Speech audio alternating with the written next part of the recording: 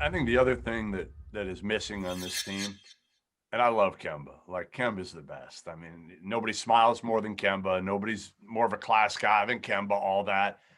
But he's not a vocal leader. And Tatum isn't ready to lead yet. And Jalen Brown isn't ready. He may think he's ready, but he's not ready to lead yet either. So they don't have a veteran leader that's vocal, especially with Marcus Smart not on the floor. You don't think Tristan Thompson's that guy? Yeah, I think he can be. He's just not good enough.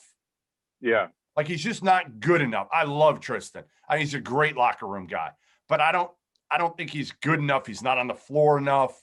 You got to have, to me, like, the great teams are the ones where your leader is also one of your top 2 or 3 players. And to me, those 3 guys aren't ready. And Kemba's never going to be that. He's not going to be a vocal leader. That's not, he is super quiet. Everybody loves him. He's all about doing the right things for Tatum and Jalen. But ultimately, yeah, I think they're missing that veteran leader as much as they're missing a shooter. Yeah, and I struggle with that just because I do think Jalen Brown is a good influence on guys. I do think Marcus Smart is a good influence on guys. I do think Tatum, you know, he's as hard a worker as he gets. He's obviously a quieter force. He's not going to really light up anyone or anything like that. But yeah, I think that's kind of a struggle they've been dealing with for a little while. And your coaches aren't, Jay, your coaching staff isn't a staff that's going to get up into guys. Like, yeah. And we can get into Brad now, but like, is Brad too nice?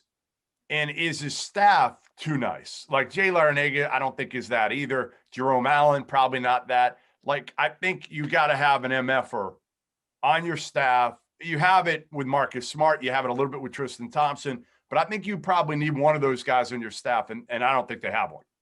Are you advocating to go out and hire Kevin Garnett as an assistant coach? Absolutely. Hell yeah. Hell yeah. Just, you don't have to pay him a dime. Just put him on the bench and have him jump dudes.